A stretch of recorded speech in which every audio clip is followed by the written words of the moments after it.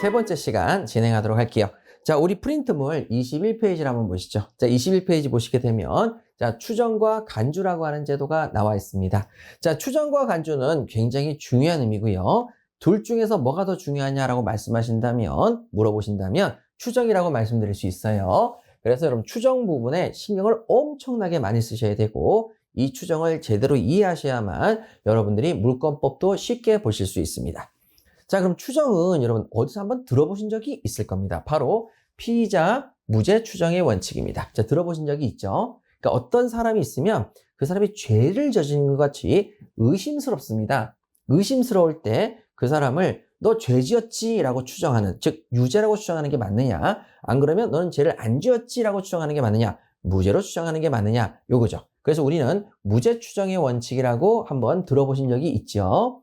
자, 어떤 사람이 쓰러져 있습니다. 자, 피를 턱턱 흘리면서 쓰러져 있는데 마침 제가 그 옆에서 칼을 이렇게 들고 있는 거죠. 피가 뚝뚝 떨어지는 칼을.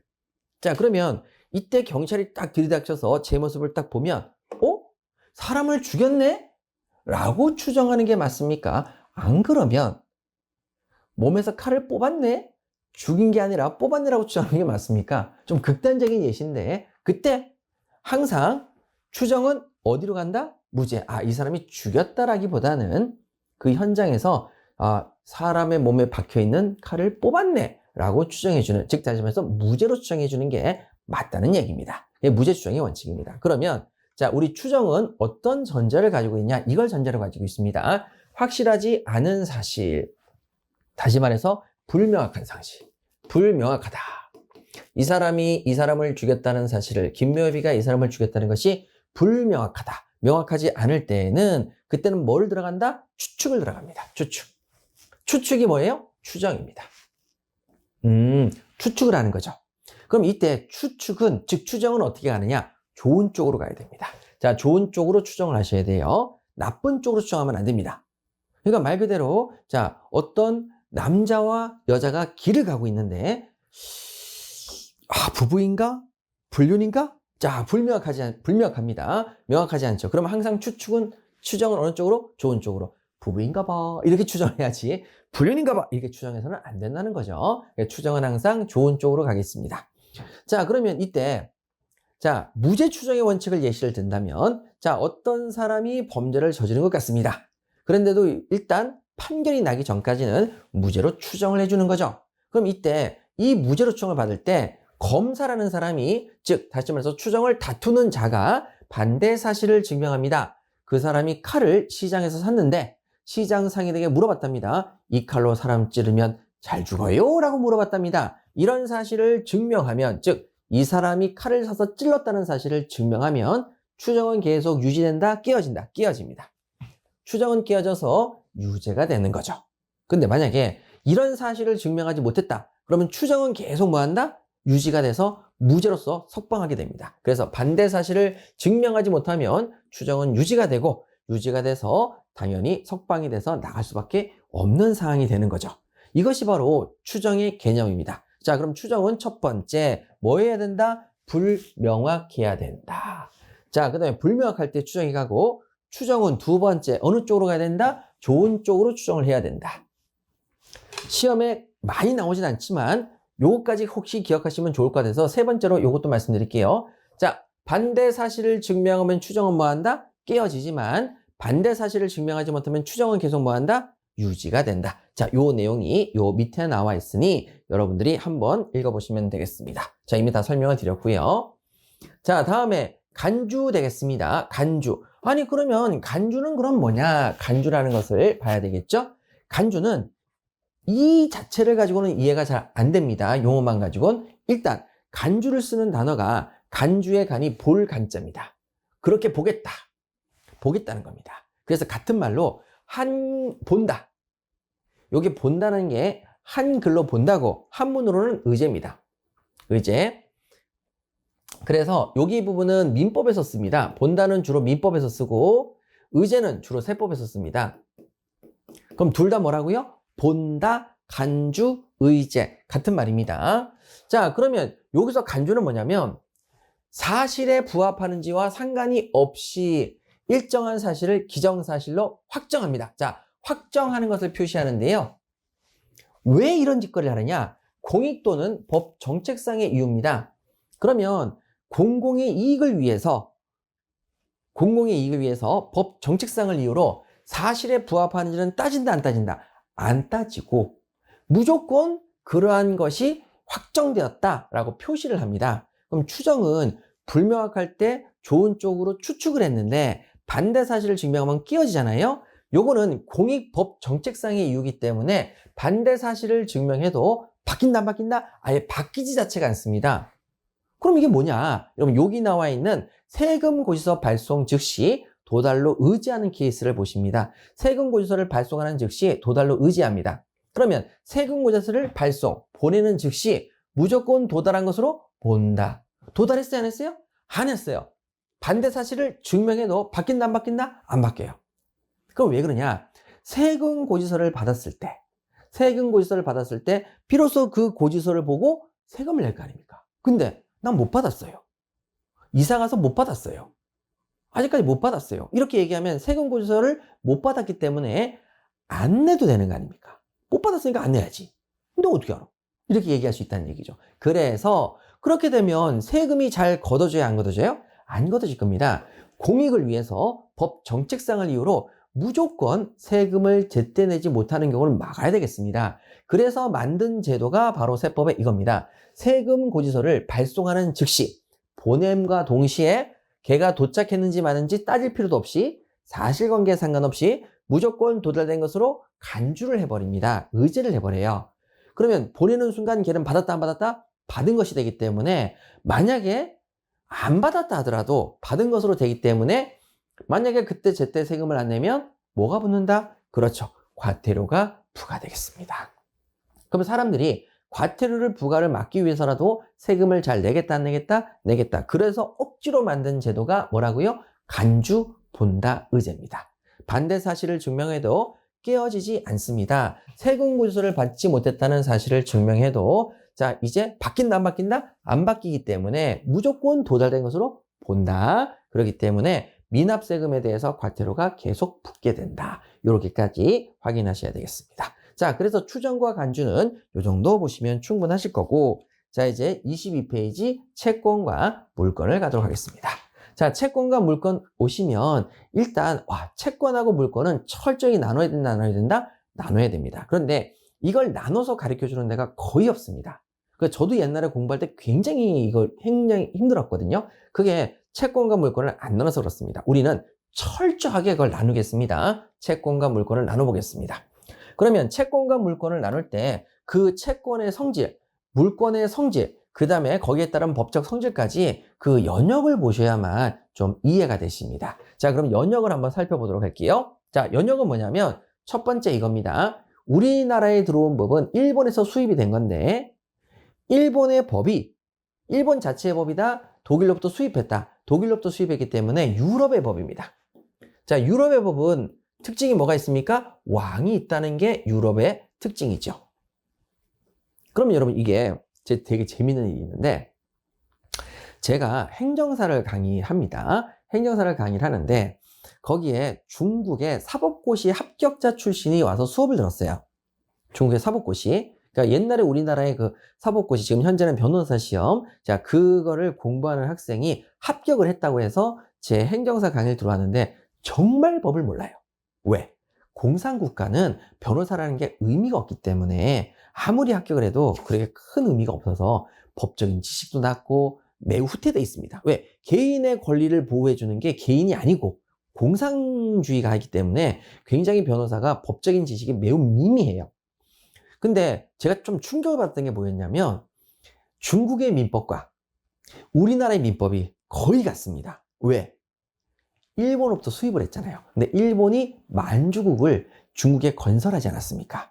그래서 중국이 일본 법을 가져갔고 우리나라도 일본 법을 가져가다 보니까 거의 비슷한 나라다. 비슷했습니다. 굉장히 충격적이었죠. 어허.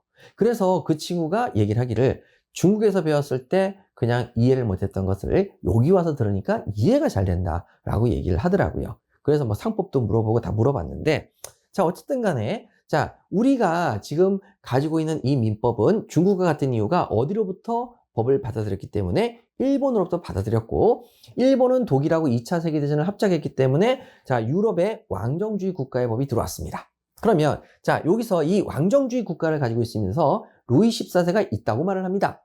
진위고 국가다. 내가 민법, 내가 입법도 하고, 내가 행정도 하고, 내가 재판도 해. 이렇게 얘기한 거죠. 그래서 일명 왕에게, 혼자에게 모든 권력이 집중됐습니다. 근데 이 왕이 말이죠. 자, 뭐를 즐깁니까? 전쟁과 파티를 즐깁니다. 그럼 전쟁과 파티를 하기 위해서는 둘 다 뭐가 필요하죠? 돈이 필요한데, 자, 국민들은 이미 피폐해져서 돈을 추가로 얻을 수 있는 데가 없습니다. 세금 징수가 안 돼요. 더 거지가 돼가지고. 하도 많이 그냥 갈취돼가지고. 그래서 유일하게 돈이 있는 곳이 어딘가라고 보니까 바로 대서양을 횡단해서 해적들과 싸워가며 태풍을 이겨가며 자, 이제 장사를 하고 있는 그러한 장사치들, 다시 말해서 부르주아들이 눈에 보이더라는 거죠.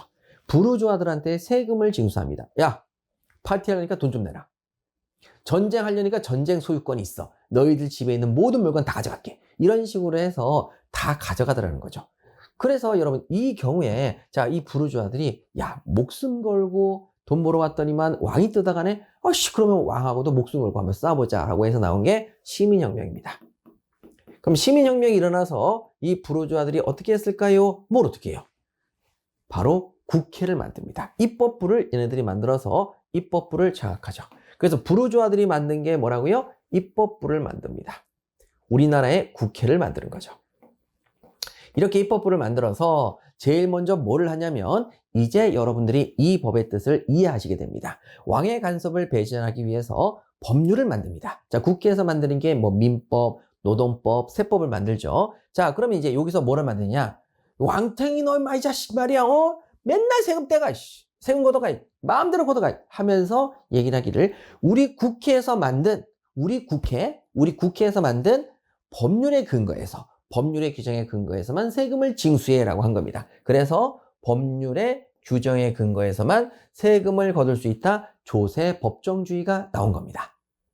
조세법정주의. 그 다음에 야씨, 너 처벌할 때 뭐 네가 법 만들고 말이야, 네가 처벌 다 하고 에이씨, 넌 안 돼. 그래가지고 형법을 적용할 때에도 우리 국회가 만드는 법률에 규정을 둬서 그 규정에 근거해서만 죄와 형을 내려, 이렇게 얘기를 한 게 죄형 법정주의입니다. 자, 그 다음에 이제 전쟁 소유권 있다고 소리를 해서 재산을 뺏어가니까 자, 이제 물권법을 만듭니다. 아, 물권법이라는 법을 국회에서 제정을 합니다. 그리고 난 다음에 앞으로 법률의 규정에 근거해서 물권을 만들 수 있는 거야. 전쟁 소유권 따위라고 네 스스로 만들 순 없어. 이렇게 한 게 물권 법정주의입니다. 그러면 자, 어떻게 물권 법정주의를 만들었냐면 그 밑에 보시면 이렇게 나와 있죠. 이렇게 얘기합니다. 물권은 우리 국회가 만든 법률에 의해서 창설한다. 그 다음에 우리가 조선시대 이래로 무시할 수 없는 게 하나 있죠. 관습법처럼 분묘를 남의 산에다가 짓기도 하잖아요. 그럼 관습법이 있다. 그럼 그 관습법이 있다면 그 관습법에 의해서는 우리가 물권이라는 것을 만드는 걸 창설을 허용하겠지만 자, 법률 또는 관습법에 의한 것 외에는 임의로 창설하지 못한다. 야, 너 전쟁 소유권 있다고 소리하지 마. 이렇게 얘기를 하는 겁니다. 그러면 여기 나와 있는 이 물권법이 있는데 얘네들은 그러면 반드시 왕은 지켜야 된다, 안 지켜야 된다? 지켜야 됩니다. 그래서 왕은 반드시 지켜라. 그래서 여기는 물권법은 강행규정의 성격을 가지겠죠. 사회 질서랑 관계가 있다. 그래서 강행규정 성격을 가집니다. 반드시 지켜야 된다, 안 지켜야 된다? 지켜야 됩니다. 왕도 지켜야 됩니다. 그럼 이렇게 국회가 하라는 대로 다 하다 보니까 자, 얘도 얘 숨통이 막혀요, 안 막혀요? 막히죠. 아니, 코로나가 터질 수도 있고 내가 아니라 상대방 국가에서 침략할 수도 있는데 나한테도 좀 허용할 수 있는 돈의 범위를 줘라고 해서 만든 게 바로 약간의 재량을 줬으면 좋겠어 하고 만든 게 시행명령, 시행규칙입니다. 그래서 세법은 바로 국회가 만드는 법이고 거기서 약간의 재량을 두죠. 요만큼은 네가 임의적으로 써도 돼. 그래서 시행령, 시행규칙, 세법, 시행령, 세법, 시행규칙이 있는 겁니다. 요거는 자, 누구의 여유를 만들어주기 위해서 왕, 행정부의 여유를 만들기 위해서 만드는 제도에 불과합니다. 자, 그럼 물권법이 무슨 규정이라고요? 강행규정. 강력하게 왕도 지켜야 된다. 강행규정 성격을 가집니다. 그런데 자, 이제 지네들 장사하는 거와 관련된 부분이 보입니다. 자, 지네들이 장사를 하려고 그래요. 불호조아들이 장사를 하려니까 자, 그 계약을 자유롭게 해야 되겠습니까? 제한을 받아야 되겠습니까? 지네들 장사는 또 자유롭게 해야 되죠. 그래서 자유롭게 다양한 계약 체결이 되는 계약 자유의 원칙입니다. 계약은 마음대로 할 수 있다 없다? 있다. 그러면 서로 간의 채권 채무 관계도 마음대로 할 수 있으니까 채권은 뭐라고 한다고요? 임의로 창설할 수 있습니다. 채권은 우리가 필요한 만큼 만들어낼 수 있다. 임의로 창설할 수 있다. 이렇게 얘기하는 거죠. 사회질서랑 관계가 없다. 그래서 채권법의 특징은 뭐냐? 임의규정입니다. 그래, 채권법을 내가 만들긴 하는데 너희들이 마음대로 바꿔도 돼. 그래서 채권법은 원칙이 무슨 규정이다? 임의규정. 물권법은 그 규정이 원칙이 무슨 규정이다? 강행규정이다. 자, 이렇게 되는 거죠. 그러면 여기서 이제 그 밑으로 내려가서 이제 좀 정리 한번 해볼게요. 자, 구별방법 나와 있는데 채권과 물권을 먼저 그 특성을 보시기 전에 구별해 보겠습니다. 자, 그러면 구별해 보려니까 위에 이 단어가 계속 보였죠? 물권은 법률 또는 관습법에 의한 것 외에는 임의로 창설하지 못한다. 즉, 다시 말해서 물권이라고 하는 그 유형은 제한돼 있다, 안 돼 있다. 그렇죠. 이게 물권은 이미 정해져 있다. 뭐가요? 물권은 이미 정해져 있기 때문에 이미 제한이 돼 있기 때문에 자, 물권을 먼저 머릿속에 기억을 하고 제한돼 있는 물권 외에는 나머지는 다 뭐로 보면 된다? 채권으로 봅니다. 그래서 자, 물권 외에는 무조건 전부 다 뭐가 된다? 채권이 되는 것이다. 그럼 채권을 외우시겠어요? 물권을 외우시겠어요? 물권을 외우는 게 맞다는 거죠. 그럼 물권이 아니면 전부 다 뭐다? 채권이네. 이렇게 가시면 됩니다. 채권이네. 그래서 물권을 먼저 기억하고 그 외에는 채권이라고 생각하면 되겠습니다. 자, 로마자 이번에 특성 한번 가보도록 하죠. 자, 먼저 물권법의 특성입니다. 물권법의 특성에서 가번에 뭐가 보이십니까? 물권이 보이시고 나번에 뭐가 보이십니까? 물권법은 원칙적 강행규정이죠. 그러면 여러분 여기서 우리 아까 전에 보셨듯이 나번에 물권법은 원칙적 강행규정이다. 이 뜻은 이제 아시겠죠? 얘네들은 사회질서랑 관계가 있기 때문에 무조건 지켜야 되는 거구나. 그래서 물권법은 어떻게 나온다? 법률과 관습법이 나오겠구나. 그래서 법률과 관습법으로 물권이 있는데 그걸 다 숙지하고 나머지는 채권으로 기억하자. 이렇게 돼 있습니다. 그러면 시험의 포인트까지 가야 되겠죠? 자, 물권법은 강행규정이다. 이걸 외워야 되겠어요? 안 그러면 물권법 중에서도 임의규정이 있을 수 있겠죠? 그래서 물권법의 임의규정을 외워야 되겠어요. 그렇죠? 물권법의 임의규정을 외우시고 그 외에는 전부 다 무슨 규정이다? 강행규정으로 가십니다. 그래서 물권법의 임의규정은 예외규정으로서 반드시 기억하셔야 되겠습니다. 그러면 자, 이제 정리를 한번 해보도록 할게요. 자, 어떻게 정리할 거냐면 이렇게 했죠. 물권법입니다.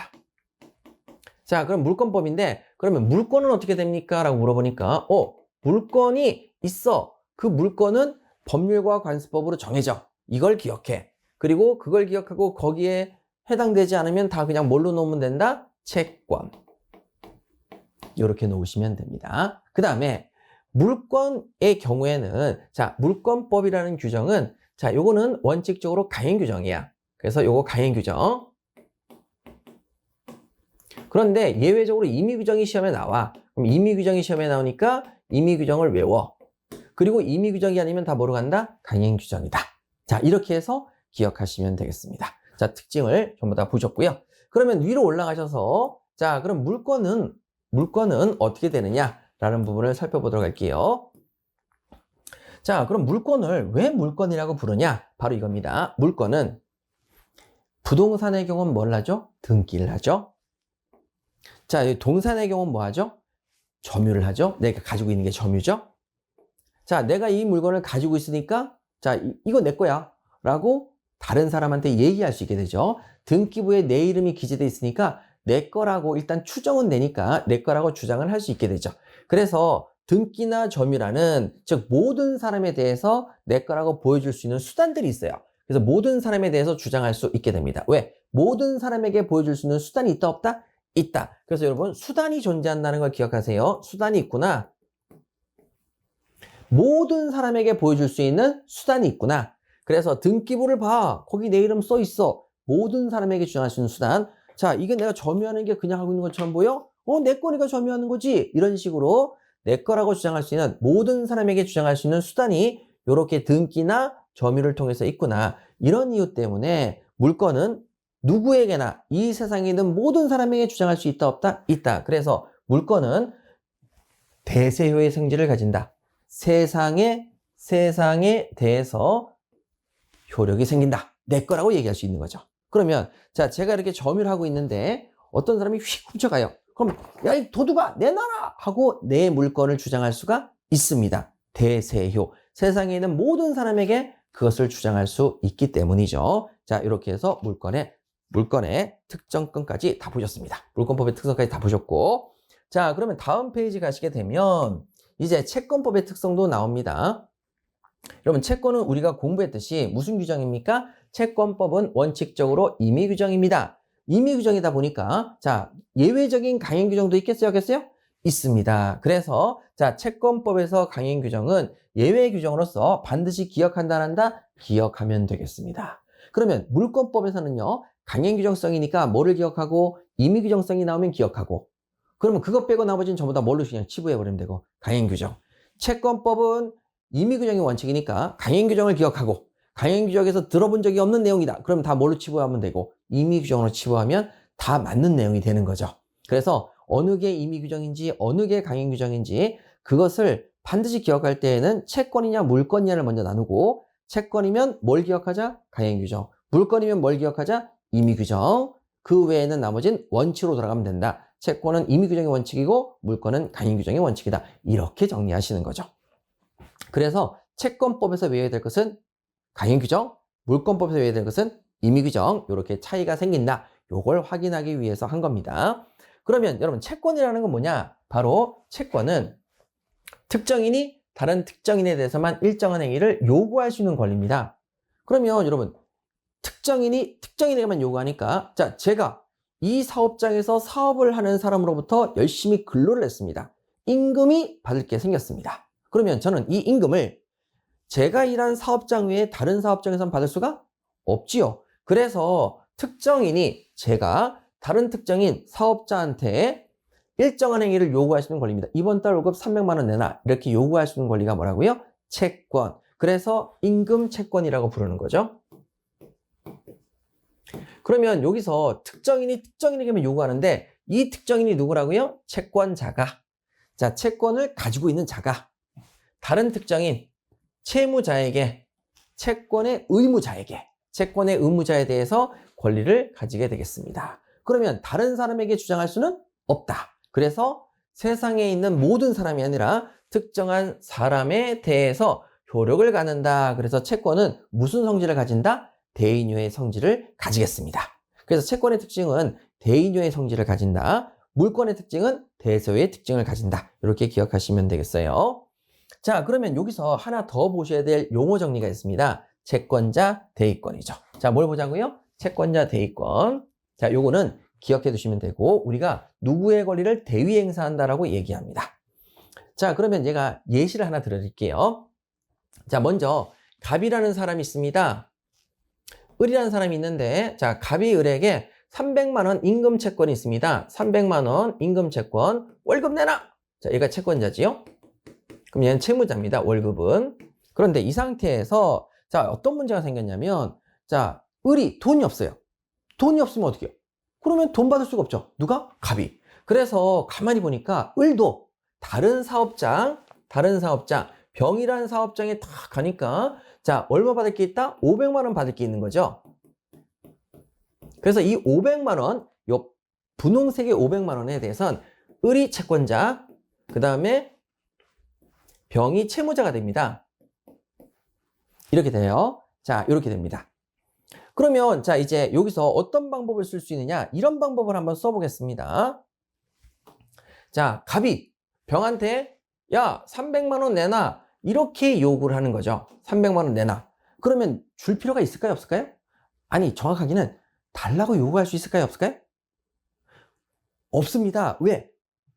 채권자는 누구에게만 권리를 행사해야 됩니까? 채무자, 대인요의 성질이기 때문에 이렇게만 권리를 행사할 수 있을 뿐 이렇게 권리 행사할 수는 없습니다. 왜? 갑과 병 사이에선 어떤 계약도 어떤 채권 채무 관계도 성립하지 않았으니까 이렇게 행사할 수가 없습니다.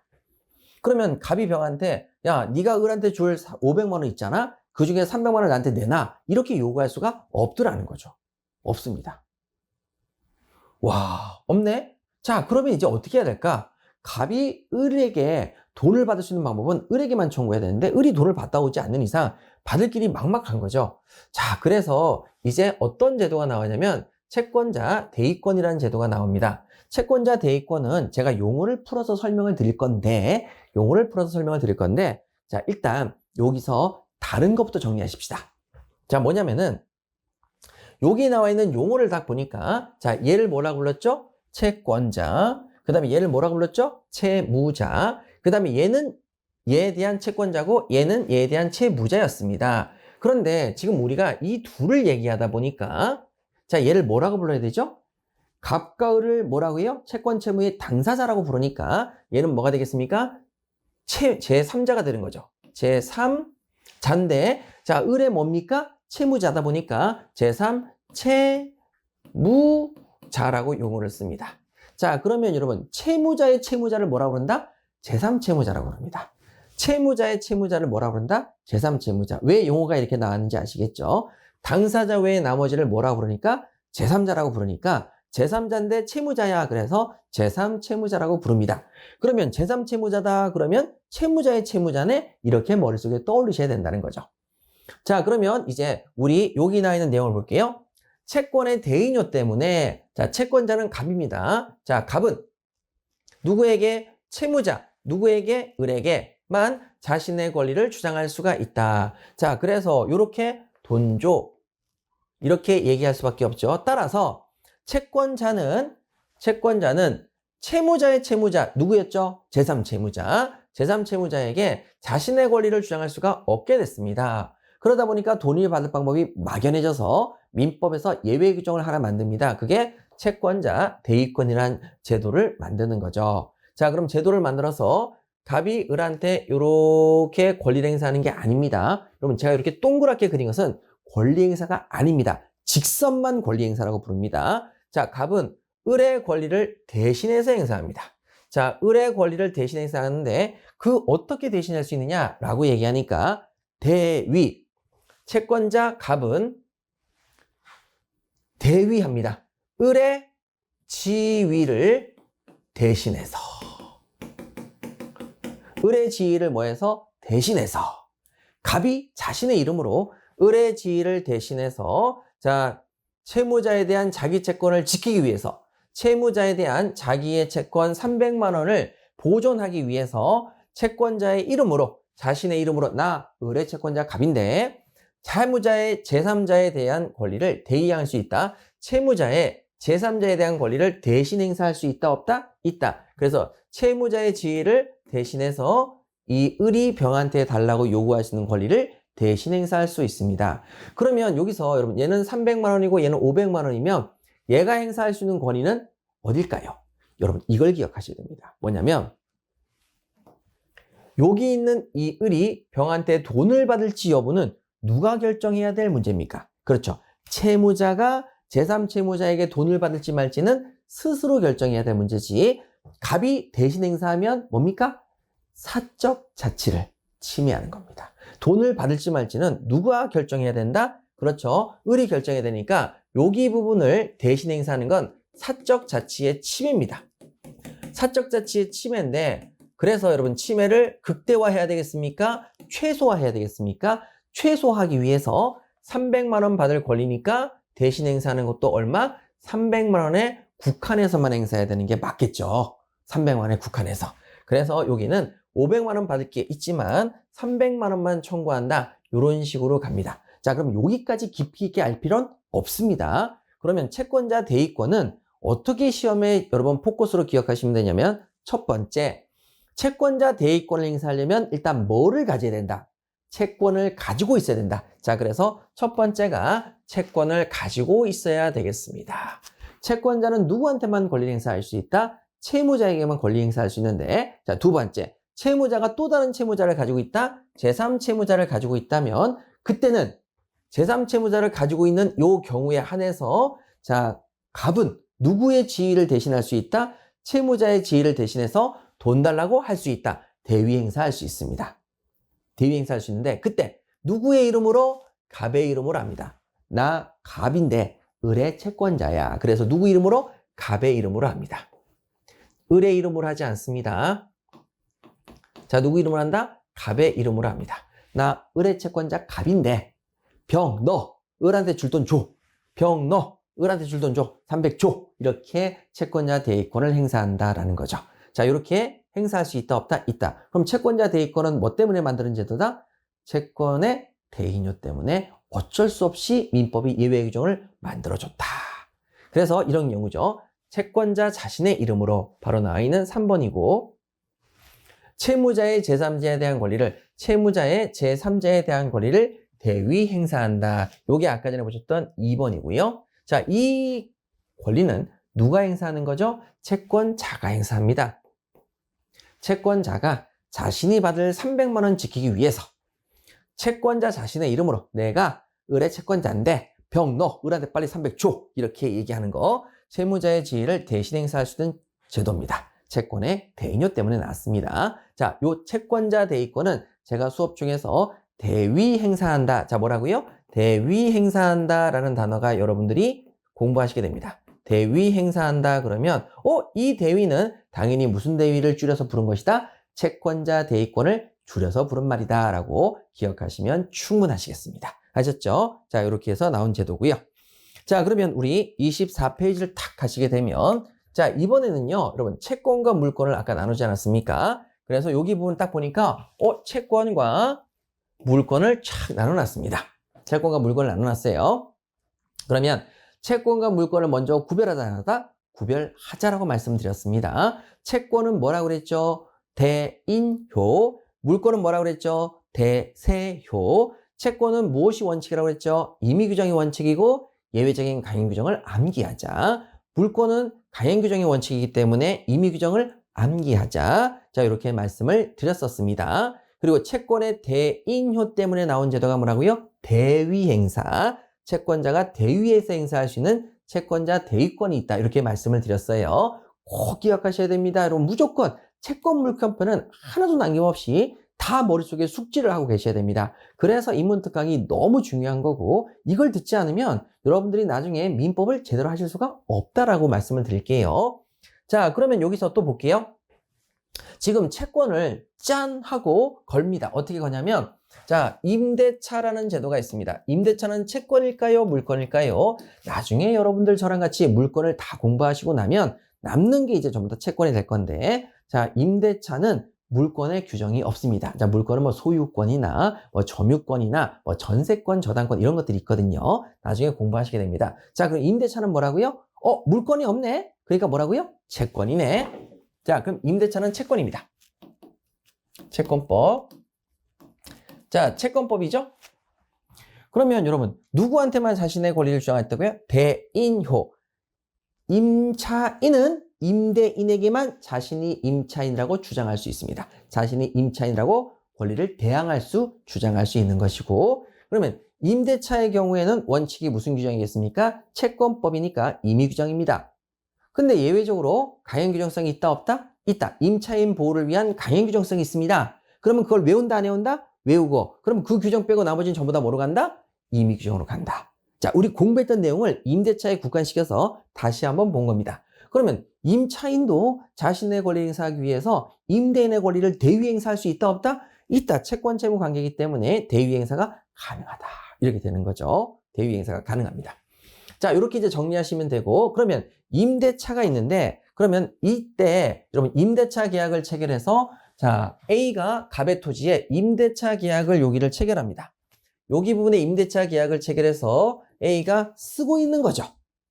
자, 그러면 여러분 쓸 수 있어요 없어요? 있습니다. 임대차 계약을 해서 쓰고 있습니다. 자, 그러면 여기서 우리 뭘 보실 거냐면 대차 계약의 유형을 저랑 같이 한번 정리할게요. 자, 그 밑에 보시면 채권의 대차 계약의 유형이라고 나와 있습니다. 한번 정리해 보시죠.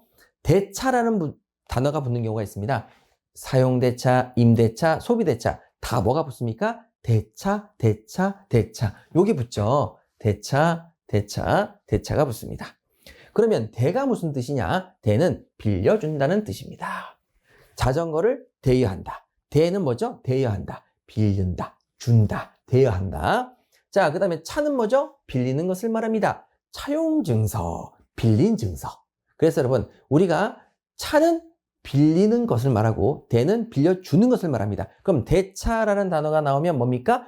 빌려주고 그 다음에 빌려받는 거, 이걸 말하죠. 그런데 그러면 그 중요한 단어의 차이점을 어떻게 갈 것이냐? 바로 이거죠.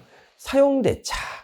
자, 물건을 빌려주고 빌려서 뭐 한다? 사용한다. 사용해서 뭐예요? 그 물건을 사용하고 그 물건을 갚는 겁니다. 그래서 그 빌려준 물건을 그대로 돌려준다. 빌려준 물건을 뭐 한다? 그대로 돌려줍니다. 그대로 돌려준다. 자, 그럼 우린 이걸 뭐라고 그런다? 사용하고 빌린 물건을 사용하고 다시 돌려준다. 그래서 사용대차라고 합니다. 그럼 임대차도 볼게요. 임대차도 그 빌려준 물건을 그대로 돌려줍니다. 응?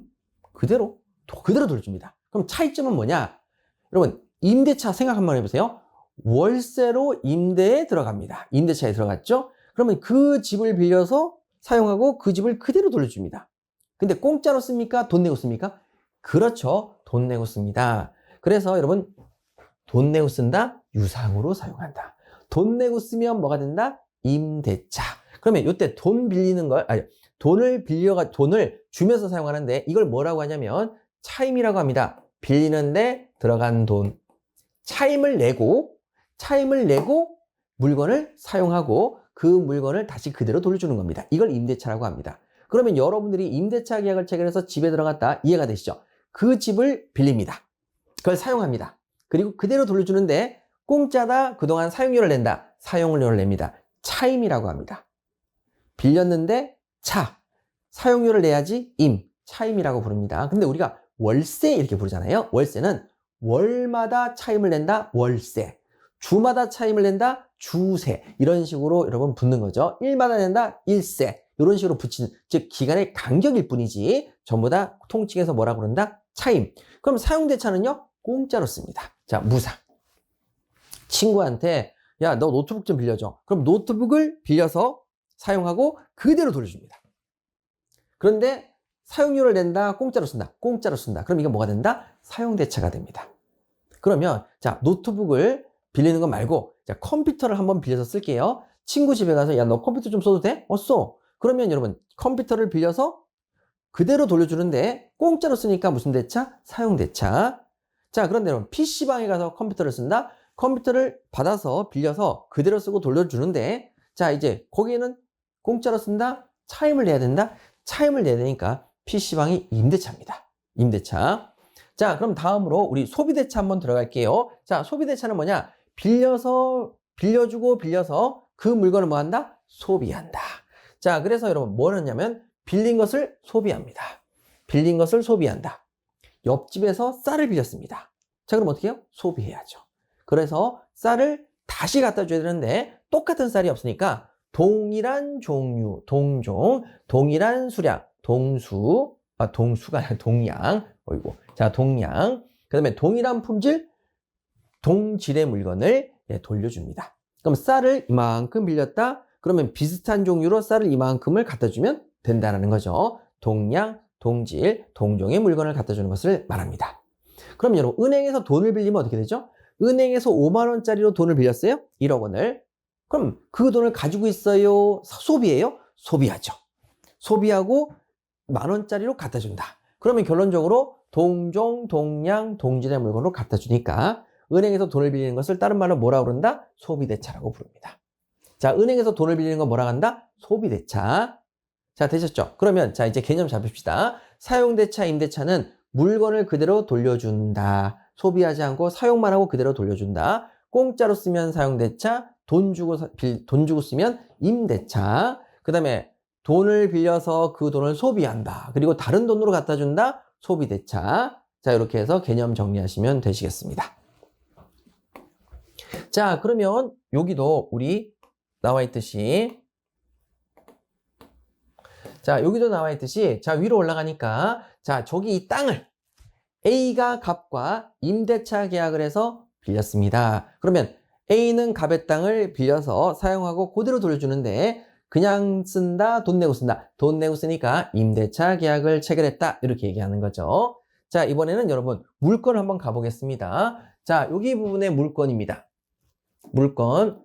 자, 여기 부분의 물건은 누구한테 있죠? 물건은, 소유권은 누구한테 있죠? 당연히 갑의 땅이니까 소유권은 갑에게 있습니다. 자, 되셨고. 그러면, 자, 여기를 갑의 땅인데 누가 현재 점유하고 있죠? A의 건물이 삐져나와서 갑의 땅을 점유하고 있으니까, 자, A의 건물이 뭐하고 있다? 점유하고 있습니다. 그래서 물건은 다시 두 가지로 나눠집니다. 뭐하고 뭐로 나눠진다? 소유권을 중심으로 한 권리와 그리고 점유를 할 수 있는 권리, 점유권으로 나눠집니다. 점유권으로. 그러면 여러분, 아까 전에 보셨던, 자, 임차인이 여기 부분을 점유하고 있죠? 그래서 임차인이 점유를 하고 있어요. 임대차 계약을 체결했다면 A가 점유를 하고 있고, 여기에 따른 소유권은 누구한테 있는 거죠? 갑. 이렇게 이제 진행이 되는 거죠. 그런데 여기 나와 있는 이 소유권을, 자, 뭐라고 부르냐면 완전체라고 해서 물건 중에서 완전한 물건이라고 부릅니다. 그럼 왜 완전체냐? 여러분들이 가지고 있는 물건의 소유권은 두 가지 특성을 가지고 있습니다. 첫 번째는 사용, 수익할 수 있습니다. 여러분들이 가지고 있는 핸드폰은 여러분들이 통화할 수 있죠? 여러분들이 가지고 있는 자동차는 여러분들이 운전해서 사용 수익할 수 있죠? 자, 그런데 여러분, 여기서 이 소유권은 또 하나의 성질을 또 가지고 있습니다. 즉, 담보라는 게 뭐냐면 떠맡다라는 뜻인데, 담보가 뭐라고요? 떠맡다. 내가 남한테 돈을 빌립니다. 돈을 빌리면 그때 돈을 갚아야 되는데 못 갚으면 떠맡길 만한 걸 줘야 되죠. 우리가 흔히 담보를 맡긴다고 얘기합니다. 전당포에서 돈을 빌렸습니다. 정선 카지노에 가서 도박 좀 하려니까 돈이 필요합니다. 그러면 자동차를 맡기고 떠맡기고 돈을 빌리죠. 자, 이게 담보입니다. 그러면 이때 돈을 빌리는 행위, 담보를 맡기는 게 이게 가능한 거죠. 그 다음에 여러분들의 핸드폰인데, 자, 이거 100만 원짜리 핸드폰입니다. 근데 술집에서 10만 원 술값을 못 냈어요. 그러면 여러분들의 핸드폰을 맡길 수 있다, 없다? 맡기고 나중에 돈을 갚기로, 즉 술값을 이걸로 떠맡기로 할 수 있어요, 없어요? 있습니다. 그래서 자, 원래 소유권은 사용 수익할 수 있는 권리와 담보로 맡길 수 있는 권리가 있는데, 즉 이 소유권이 완전체다 보니까 여기서 일부를 뭐라고 그러냐? 제한된 물건이다. 그래서 제한이라고 부릅니다. 그 다음에 여기는 또 일부를 말하니까 제한된 범위 내의 물건이다. 그래서 제한 물건이라고 얘기하는 거죠. 그럼 이걸 다 합해놓은 것을 뭐라고 그런다? 완전체다 해가지고 완전 물건이라고 부르는 겁니다. 이렇게 완전. 되셨죠? 여기는 일부를 제한적으로 말한다. 그래서 제한 물건. 여기도 일부를 제한적으로 말한다. 그래서 제한 물건 이렇게 써 있습니다. 아, 되셨죠? 그러면 요 경우에 자, 사용 수익할 수 있는 물건이 뭐가 있느냐? 사용 수익할 수 있는 물건은 첫 번째, 자, 남의 땅에 그 위를 쓸 수 있는 지상권이라는 제도가 있습니다. 남의 땅을 빌려서 그 위를 쓴다. 그래서 뭐라고 그런다고요? 지상권. 자, 지역권은 남의 땅을 빌려서 거기를 통과하듯이, 여기 통과하듯이 왔다 갔다 통행했을 수 있다. 그래서 뭐라고 그런다고요? 지역권. 전세권은 여러분 다 아시죠? 남의 땅이든 건물을 빌려서 쓰는 게 전세권입니다. 자, 그 다음에 그러면 용익물건이라고 해서 제한된 물건 중에서 사용 수익할 수 있는 물건은 지상권, 지역권, 전세권이 있습니다. 그 다음에 자, 소유권 중에서 떠맡기는 제한 물건은 또 세 가지가 있는데, 동산을 전당포에 맡기는 것을 바로 질권이라고 합니다. 이 질도 여러분 저당 잡힐 질입니다. 여기 저당권도 저당 잡힐 질이니까 용어는 똑같은데, 다만 차이점은 요거는 질권은 동산에 씁니다. 그래서 전당포에 동산을 맡기고 노트북이나 핸드폰을 맡기고 돈을 빌린다. 바로 이럴 때 쓰는 거고요. 저당권은 부동산에 씁니다. 그래서 은행에 가서는 부동산을 맡기고 돈을 빌리는 거죠. 이렇게. 자, 그래서 이렇게 나눠집니다. 그리고 유치권이 있습니다. 여러분, 유치권은 여러분 길 가다가 보신 적 있죠? 유치권 행사 중. 요 중요한데, 요건 나중에 또 말씀드리겠습니다. 그러니까 돈을 받을 게 있는데 안 갚으니까 유치권 행사 중이라고 되어 있는 거죠. 그럼 담보물권은 다시 세 가지로 나누죠. 유치권, 질권, 저당권 이렇게 나눠집니다.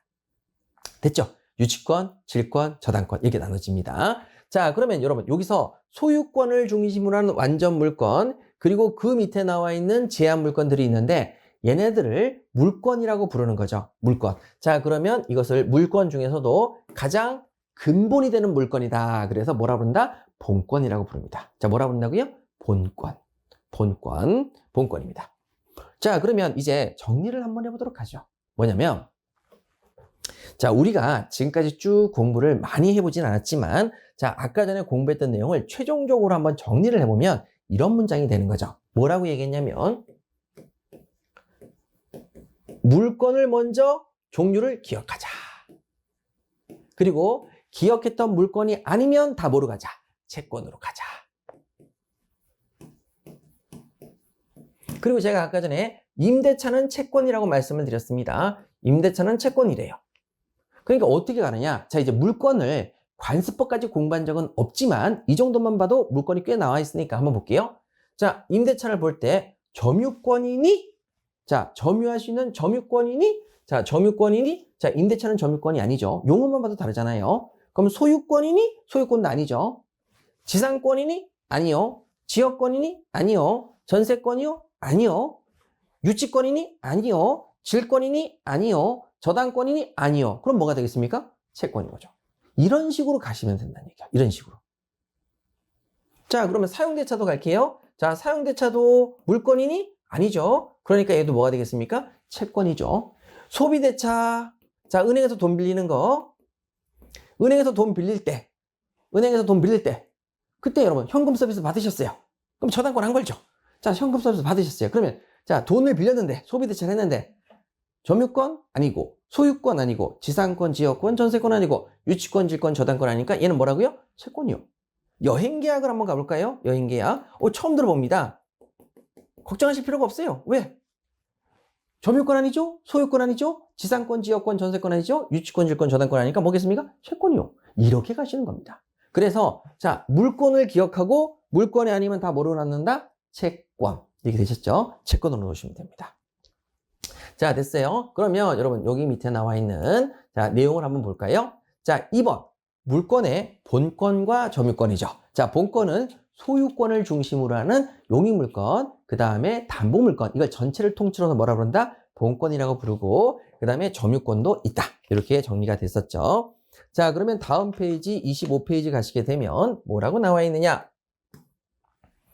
자, 이렇게 정리가 되어 있습니다. 자, 본권은 다시 완전한 권리를 가지고 있는 완전 물권과 제한된 권리를 가지고 있는 제한 물권으로 나눠지고요. 완전 물권의 가장 대표적인 케이스가 뭐라고요? 소유권이죠. 그래서 소유권만 정리하시면 끝나겠습니다. 완전 물권이라고 부르고 다 설명됐던 내용이고, 그 다음에 제한 물권이 있는데 용익물권과 담보물권이 있죠. 그래서 여기 나와 있는 내용이 그대로 정리가 되면 되겠습니다.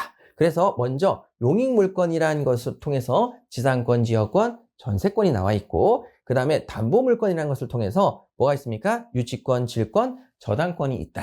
여기에 대한 세부 내용은 우리 수업 들어가서 하나하나 용어로 꼼꼼히 살펴볼 테니까 그걸 확인하시면 충분하시겠습니다. 자, 그리고 다음으로 우리 이런 본권 말고 뭐도 있다? 점유권. 점유권은 사실상 지배하고 있습니다. 자, 그래서 임차인은 물권은 아니죠. 하지만 자, 사실상 지배를 하기 때문에 뭐는 인정된다? 점유권은 인정된다. 아까 전에 수업 중에 말씀드렸던 내용들이 다 들어가 있네요. 자, 이렇게 정리하시면 되시겠습니다. 이렇게 해서 25페이지까지 정리를 모두 마치셨고요. 자, 이 정도 보시면 충분하시겠죠? 자, 그런데 여러분 내용이 좀 이제 어려워졌습니까? 안 어려워졌습니까? 어려워졌습니다. 하지만 한 번만 제대로 딱 쌓아 놓으시면 그 다음서부터 떨어질 일은 없습니다. 그 한 번이 어려운 거죠. 그래서 그 한 번을 위해서 지금서부터 정리를 하시는데 이게 왜 어려우냐? 바로 이것 때문에 그렇습니다. 아까 전에 말씀드렸잖아요. 우리는 이런 식으로 세부적으로 분석을 하거나 분류를 하거나 이런 적이 없습니다. 한 번도. 그냥 다 우리가 남이야 하고 공동으로 그냥 평가하든지 척하면 척이지 하고 세부적으로 분류한 적이 없죠. 그래서 우리나라가 얼마나 그게 좀 만약 미흡하냐면 여러분 이런 거죠. 너 어디 가니? 그러니까 머리 깎으러 가. 여러분 머리를 깎아? 다시 말해서 컷 헤드? 머리를 자릅니까? 아닌 거죠. 컷 헤어, 머리카락을 자르러 갑니다. 근데 우리는 머리를 깎으러 와 그러면 다 알아들어야 못 알아요? 머리 알아듣잖아요. 분명히 표현이 제대로 됐다 잘못됐다. 잘못됐어도 알아듣잖아요. 그게 이제 우리의 언어적 감각입니다. 그러니까 세 분에서 머리카락 자르러 가? 라고 얘기하는 사람이 한 명도 없더라는 거죠. 그냥 머리를 댕강댕강 자르러 간대요. 이런 식으로 하면 된다 안 된다? 안 된다. 이제부터는 우리가 그 부분을 없애야 된다. 그래서 처음에 공부하는 게 매우 어렵다 안 어렵다? 어렵고 까다롭고 성가시게 느껴진다. 하지만 조금 지나면 굉장히 자연스러워진다 안 된다? 자유로워진다. 자유로워질 때까지 계속적으로 노력을 하셔야 됩니다. 아셨죠? 자, 그러면 이제 다음으로 우리 채권을 여기 나와 있는 이 그림이 있는데, 자, 요게 그 다음 27페이지도 한번 보세요. 프린트물. 자, 27페이지 딱 보시게 되면, 자, 여기 또 그림이 또 있습니다. 이 등기가 나와 있죠. 앞에는 채권이 있고, 이건 등기가 있는데, 자, 여기 밑에 딱 보시니까 뭐라고 되어 있냐면, 채권의 대항 요건이라고 나와 있습니다. 그 다음에 다음 페이지 보시면, 물건의 대항 요건이 나와 있습니다. 물건의 대항 요건. 자, 물건은 누구에게 자신의 권리를 주장할 수 있죠? 세상에 있는 모든 사람에 대해서 자신의 권리를 대항 주장할 수 있습니다. 대세의 성격을 가지고 있죠. 뭐 때문에 그게 가능하다고 했죠? 등기를 하거나 점유를 하고 있기 때문에 가능하다고 했습니다. 그래서 자, 물건의 대항 요건 해가지고 물건의 대항 요건이 나와 있습니다. 그러면 여기 요 개념을 좀 살펴보도록 할 건데요. 자, 잘 보세요. 자, 먼저 여기 나와 있는 요 그림부터 먼저 보셔야 됩니다. 꼭 기억하셔야 됩니다. 자, 여러분 여기서 필라테스 회원권으로서 10회 PT권이 있습니다. 자, 뭐라고요? 10회 PT를 받을 수 있는 권리가 있습니다. 그럼 이거 물건일까요? 채권일까요? 뭐죠? 그렇죠. 채권이죠. 왜? 소유권 아니지 않습니까? 소유권 아니지 않습니까? 지상권, 지역권, 전세권 아니지 않습니까? 유치권, 질권, 저당권 아니니까 뭐라고요? 채권. 자, 지금은 여러분 아무것도 모르니까 이런 유치한 방법으로 물건과 채권을 구별하지만 조금 지나면 그냥 자연스럽게 구별하시게 되죠. 채권입니다. 그럼 채권인지 확인해 볼게요. 채권은 특정인에게만 요구할 수 있습니다. 채권자가 채무자에게만 요구할 수 있는데 필라테스 회원권에서 10회 PT는 다른 데 가서는 요구할 수가 없죠. 이 필라테스 안에서만 내가 원장님한테 PT를 요구할 수 있으니까 뭐겠습니까? 채권 확인이 또 되셨습니다. 특정인이 특정인에게 요구할 수 있는 권리까지 확인이 되셨죠. 그러면 필라테스 회원권이 있는데 자, 이 사람이 10회 PT를 받을 수 있는 채권자였습니다. 채권자. 그리고 그 밑에 A라는 필라테스 원장님이 계시는 거죠. 원장님은 10회 PT를 해줄 채무자였고요. 그 다음에 얘는 채권자였습니다. 그런데 얘가 코로나가 터지면서 필라테스 회원권을 당근에서 팔았습니다. 자, 그래서 당근에서 팔았죠. PT권을 양도합니다. 기존에 100만 원이었는데 60만 원에 싸게 양도를 했죠. 그러면 자, 얘가 채권자 C로 바뀝니다. 그러면 언제 채권자가 바뀌는 거죠? 그렇죠. 필라테스 회원권을 60만 원 받고 팔자마자 그 회원권이 누구한테로 넘어가야 되겠죠? C한테 넘어가야 됩니다. 그래서 얘는 더 이상 PT를 받을 수 없습니다. 그럼 누가 PT를 받아야 되죠? 60만 원을 주고 산 C가 PT를 받으니까 얘가 이제 채권자로 바뀌는 거죠.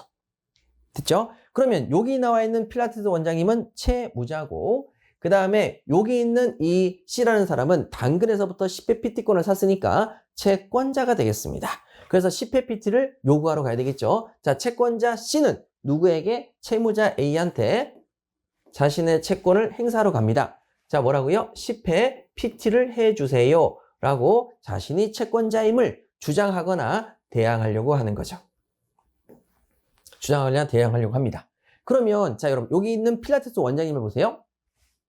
이분은 누구를 채권자로 알고 있죠? 그렇죠. B를 채권자로 알고 있습니다. 그런데 C가 와서 저 10회 PT권이 있으니까 PT 해주세요. 그러면 A라는 사람은 뭐라고 얘기해요? 누쇼. 모르는 사람인데? 무슨 PT? 이렇게 얘기하겠죠. 그래서 얘가 내가 10회 PT권을 가지고 있다. 즉 다시 말해서 B로부터 샀다. 라고 얘기를 하면 A가 믿습니까? 안 믿습니까? 믿으면 안 되죠. 그럼 뭘 믿어요? 뭘 믿어? 믿긴.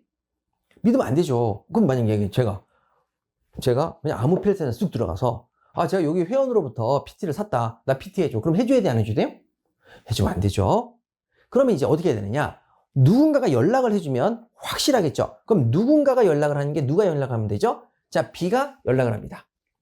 원장님, 제가 코로나 때문에 겁이 나서 PT권을 C한테 팔았어요. C한테 PT 해주세요. 라고 해서 자, 누가 통지를 해요? B가 연락을 해주면 됩니다. 통지를 하면 되죠.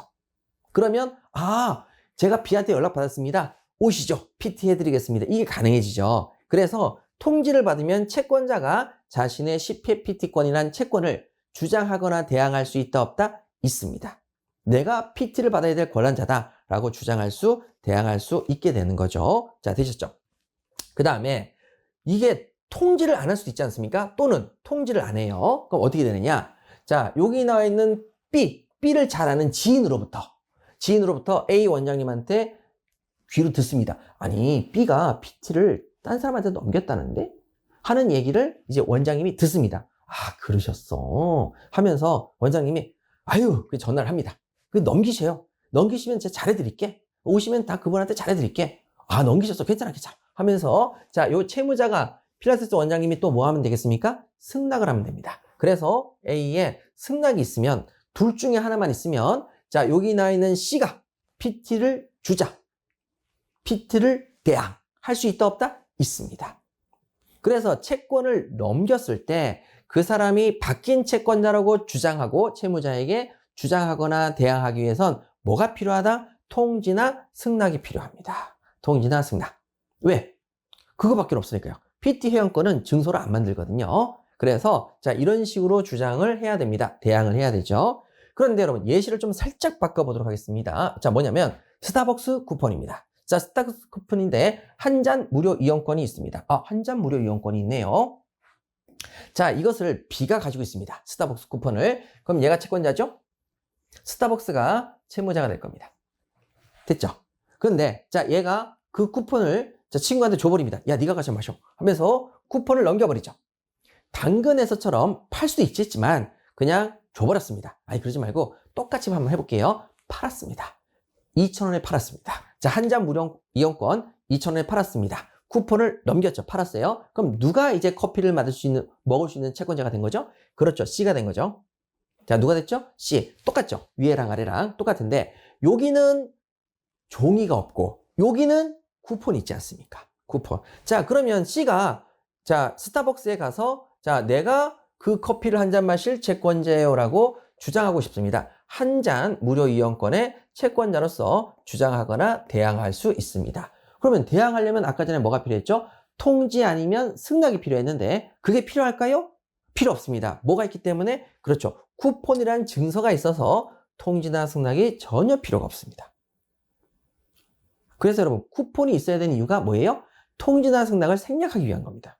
근데 만약에 이 쿠폰 증서가 없으면 반드시 뭘 해야 된다고요? 통지나 승낙을 해야 됩니다. 자, 뭘 한다고요? 통지나 승낙. 그러면 우리 민법에서는 쿠폰이 있는 경우를 배우느냐? 안 배워요. 민법에서 배우는 것은 바로 이쪽입니다. 민법에서 있는 것은 절대 쿠폰이나 종이가 없는 경우를 항상 시험에 예시로 듭니다. 왜 그러냐? 여러분 친구한테 돈 빌려줄 때 자, 민법의 가장 기본이 친구한테 돈을 빌려주잖아요. 그때 여러분 차용증서를 써야 안 써요? 안 써요. 근데 그 채권을 딴 사람한테도 넘길 수 있어요? 없어요? 있어요. 자, 그 다음에 PT 회원권, 필라테스 회원권 증서 있어요? 없어요? 없어요. 딴 사람한테 넘길 수 있어요? 없어요? 있어요. 이런 게 이제 시험에 나온다는 거죠. 그 다음에 여러분들께 굉장히 착각하시는 게 은행에 가서 돈을 빌릴 때마다 반드시 서류를 작성해야 돼요? 안 해도 돼요? 현금 서비스 받는데? 현금 서비스 받는데 여러분 꼭 증서를 작성해야 돼요? 그럴 필요 없다니까요. 그러니까 우리의 일반적인 채권 채무 관계는 증서를 작성해도 되고 안 해도 됩니다. 증서를 작성해도 되고 안 해도 되는 거죠. 그래서 증서가 작성되는 케이스는 우리 민법에서는 시험에 나온다 안 나온다? 안 나와요. 안 나옵니다. 자, 그럼 중개사랑 어떻게 연결되느냐? 자, 여러분 제가 돈을 받을 돈이 있습니다. 매도인인데 물건을 팔았어요. 10억짜리 물건을 팔았습니다. 그리고 잔금을 6억을 받기로 했어요. 4억 원은 이미 받았고 잔금을 6억 받기로 했습니다. 6을 받기로 했어요. 그러면 자, 지금 계약서상에 뭐가 남아있어요? 잔금이 6억이라고 나와있죠. 그쵸? 잔금이 6억이라고 나와있죠. 그러면 이 매매 계약서 안에 들어가 있는 거지 잔금이 6억 원이라는 그 증서는 없어요. 매매 계약서에 잔금 6억 원을 언제까지 지급한다고 나와 있지 잔금이 6억 원이라 이런 증서를 따로 만들진 않아요. 그런데 제가 그 6억 원을 받을 6억 원을 제 자식한테 집을 사는데 쓰기 위해서 자 그냥 6억 원을 받아줘도 되지만 내가 저 사람한테 받을 6억 원의 채권이 있으니까 그걸 네가 받아서 집을 사는데 보태라 이렇게 할 수도 있어요 없어요? 있어요. 그러면 6억의 잔금을 받을 권리가 6억의 잔금을 받을 권리가 증서로 남아있다 증서로 별도로 만들지 않았다 별도로 만들지 않았죠. 그러면 얘한테 6억 원을 줄 땐 제가 어떻게 해요? 매수인한테 통지를 하죠. 6억 원을 누구한테 줘라? 내 아들 계좌로 쏴주라 이렇게 얘기할 거 아닙니까? 그렇죠. 그래서 통지나 승낙 중에서 뭐가 있다고요? 통지가 있다고요. 이게 우리 민법의 내용이고 여러분들이 중개사가 되시면 흔히 일어날 수 있습니다. 또 어떤 경우가 있냐면 보증금도 이런 사례가 있습니다. 제가 보증금을 임대인한테 줬어요. 2억. 그럼 2억 원에 제가 채권자죠.